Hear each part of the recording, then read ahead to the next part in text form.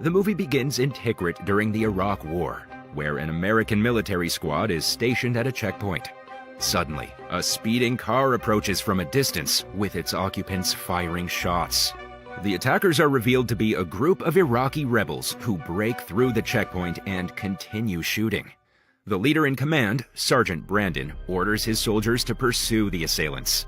An intense chase then unfolds, with the soldiers firing at the rebels throughout the town streets. They eventually arrive at an alley, unaware of the potential dangers that lie ahead. The squad exits their vehicle and cautiously moves toward the alley. Soon, the rebels launch an attack from the rooftops, which leads to a deadly gunfight between the two groups. During this, a rocket-propelled grenade strikes one of their jeeps and tragically claims the lives of 2 soldiers. The rebels then hurl another grenade from the rooftops, which blows up on a civilian's vehicle. One of the soldiers, Tommy, happens to be near the vehicle during the blast. Another soldier named Rico selflessly dives onto Tommy to shield him. Unfortunately, this act of bravery leaves him severely injured, with burns throughout his body. Brandon rushes to check on Rico while the rest of the squad provides cover fire. He quickly moves the injured soldier into a nearby alley to shield him from further attacks. Moments later, another soldier named Preacher is struck by enemy gunfire, causing severe wounds to his neck and jaw. His best friend Tommy rushes to him, but Preacher tragically passes away in his arms. Meanwhile, the rebels continue their onslaught of gunfire, and Sergeant Steve chases one of them into a house. Brandon soon learns that his longtime friend Steve has been wounded, so he hurries inside the house to help him. There, he comes across several dead men, women, and children, with their blood spattered all around. He helps an injured Steve get out of the house before the situation escalates further. The ambush results in the deaths of 3 U.S. Army soldiers, while 1 is critically injured. Following this harrowing experience, Brandon and his fellow soldier return home to their small Texas town. They receive a warm welcome from the community, followed by a parade. However, the only thing truly worth celebrating is their survival. In the next scene, the soldiers attend a small welcome party at a local pub, surrounded by family and friends. A drunken Steve begins recounting the brutal combat they faced during the war. This clearly makes others uncomfortable, though he remains oblivious. He goes on to share his desire to join the sniping team and use it to avenge their fallen comrades by taking down the Iraqi rebels.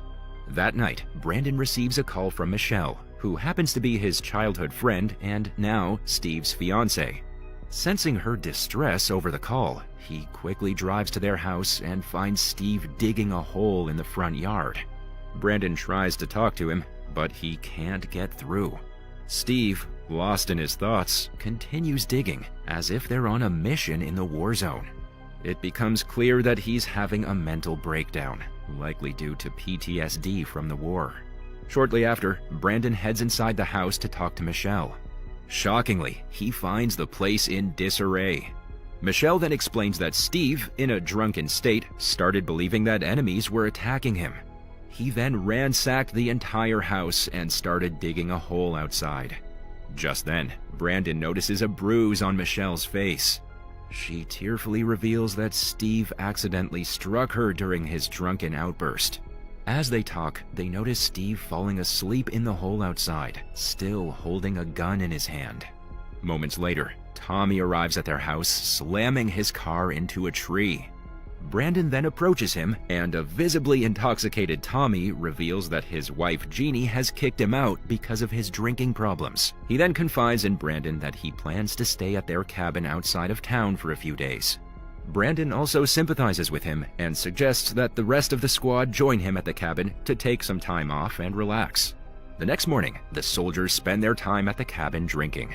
Tommy amuses himself by shooting down his wedding gifts, while their friend Shorty reads the gift cards aloud. A hungover Steve is suddenly startled awake by the gunshots. The rest of the squad laugh as he stumbles out of the car trunk in confusion and hastily gets dressed. They then watch quietly as Steve takes aim at the gift from him and Michelle and shoots it down. Later that evening, Brandon pulls Steve aside for a private conversation and asks about a bruise on his face. Steve initially brushes it off and claims he walked into a door. However, Brandon sees through his lie and directly confronts him about hitting Michelle. Caught off guard, Steve confesses that he doesn't remember the violent incident. He admits to blacking out sometime after their pub party and waking up suddenly in the trunk of Tommy's car. Despite this, Brandon sternly warns him that such behavior cannot be repeated. The following day, the squad returns to their military bases. Brandon anticipates being discharged from duty and advises Tommy to lead the recruits. To his dismay, he receives orders to be deployed back to war-torn Iraq. Brandon finds it difficult to accept his fate since he's still struggling to cope with the recent loss of his comrades. Infuriated, Brandon confronts his commanding officer, Lieutenant Colonel Boot, about the order. Boot explains that the directive is based on the military's stop-loss policy. This policy requires soldiers to return to duty even after their active commitment has ended. Hearing this, Brandon openly criticizes the president, sparking a heated argument between him and Boot. Growing increasingly furious, Boot reminds Brandon of his responsibilities as the squad leader and the necessity to follow orders. When he refuses to comply, Boot accuses him of disobeying a direct order from his superiors. He then orders his men to confine Brandon in military prison until his redeployment. Shortly after, Brandon is escorted by 2 soldiers towards the prison, but he fiercely resists and manages to break free. He then drives away hastily from the base before stopping somewhere along the road to call Steve. He recounts the entire ordeal and explains his decision to go AWOL after discovering he's been redeployed to Iraq. Steve cautions Brandon against this risky move and suggests seeking help from Boot. Brandon, however, reveals Boot's intention to punish him and insists on his plan to evade capture. Steve reassures Brandon and promises to help him find a solution. Upon returning home, Brandon finds the town sheriff waiting there. The sheriff informs Brandon's parents about his AWOL status and reveals that Boot has personally ordered a statewide search for him. The sheriff urges his parents to advise Brandon to surrender and take responsibility for his actions. After the sheriff leaves, Brandon sits down with his parents and Michelle and explains the entire situation. He then proposes taking the matter to a senator, but his father warns about the consequences of violating the chain of command. Undeterred, Brandon decides to drive to Washington, D.C. to address the issue himself. Due to surveillance by the military on their family, Michelle volunteers to drive with him instead. During their journey, they stop and book a hotel for the night. While Brandon relaxes by the pool, he suddenly imagines someone drowning and instinctively jumps in to rescue them, only to realize it was a hallucination brought on by the stress of their situation. The next morning, Brandon and Michelle hide as police officers arrive looking for them. Meanwhile, Tommy pleads with Boot for another chance and promises to improve as a soldier. Steve then calls Brandon and informs him that he spent the night at the jail trying to bail Tommy out of a DUI charge. He goes on to express frustration that Brandon, as their squad leader, isn't present to handle such matters. Just then, Brandon tells Steve that he's heading to Washington, D.C. to meet with the senator. Steve becomes even more furious, concerned for both his safety and Michelle's well-being. Brandon then promises to drop her off before crossing the state line and reassures him that he'll return quickly. Later that night, Brandon and Michelle visit Preacher's family. Preacher was one of the soldiers under Brandon's command killed in the alley ambush. Brandon recounts the harrowing details of the ambush. Despite this, Preacher's parents express their gratitude that Brandon made the effort to visit them and check in. When Brandon and Michelle return to their car, they find that the window has been smashed. Brandon instructs Michelle to wait for him while he tracks down the culprits in an alley. As he confronts the men, they attack Brandon and one of them draws a gun. Despite the odds, Brandon manages to disarm the assailant and forces all of them to kneel as if preparing to execute them. Just as Brandon is about to shoot, Michelle intervenes. She then persuades him to stop and leave with her, and Brandon reluctantly agrees. Afterward, they get a hotel room nearby where Brandon meets with another AWOL soldier. He reveals that the senator will be of no help and goes on to explain the struggles of being on the run. He then suggests a lawyer who can help him arrange forged discharge documents. He also explains that Brendan could establish a new identity in Canada, which would significantly ease his life as a fugitive. The next morning, Steve visits them at the hotel, having learned about their whereabouts from Michelle. He arrives in uniform to take Brandon back. He then informs him that he has struck a deal with Boot. All charges against Brandon will be dropped if he returns to the base within 14 hours. Brandon becomes enraged, accusing Steve of making decisions behind his back. It is then revealed that Steve volunteered to return to Iraq and has re-enlisted himself. Michelle is furious and questions Steve's commitment to their relationship and their plans to marry. He reassures her that they will still get married once he returns from his mission. However, she remains silent, feeling hurt by Steve's decisions. Ultimately, she decides to end their relationship, unable to move past his betrayal and lack of communication. Shortly after, the two men step outside, where Steve reveals Tommy's ongoing struggle with alcoholism. He tries to persuade Brandon to return to duty with him. He emphasizes that the squad only respects Brandon as their leader. However, Brandon remains adamant in his decision and emphasizes the flawed nature of the war. Steve bluntly reminds him of the harsh reality: the senator won't help him because he's AWOL. Later on, Brandon calls the senator's office, but is informed that the senator refuses to meet with him since he's considered a fugitive now.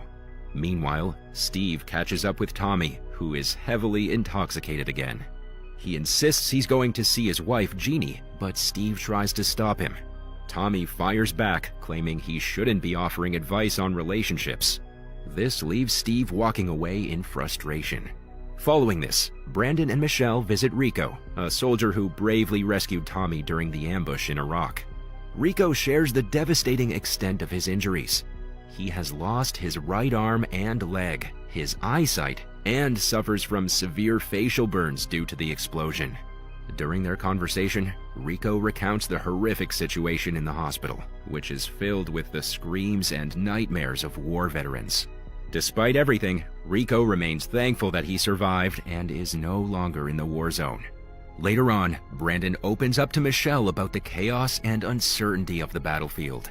He goes on to share his guilt and trauma over the deaths of his fellow soldiers. He also opens up about his guilt for accidentally taking the lives of several innocent Iraqi civilians. Shortly after, Brandon contacts the lawyer recommended by the other AWOL soldier. The lawyer instructs him to meet at a diner with $1,000. Therefore, Brandon and Michelle sell their car and exchange it for a bike to gather the required amount. At the diner, the lawyer informs them that there's no turning back after this point. He then hands Brandon a new set of identification documents and gives him a phone number to call. The lawyer explains that once he calls the number, someone will arrange to pick him up at his new destination. Following this, Brandon calls his mom and learns the devastating news that Tommy has taken his own life at the forest cabin. During the funeral service, Brandon visits Tommy's grave to pay his respects after everyone has left. Soon after, Steve also arrives and confronts Brandon. He blames himself for leaving and not being there for Tommy. They end up in a physical altercation as they both struggle with their grief and anger.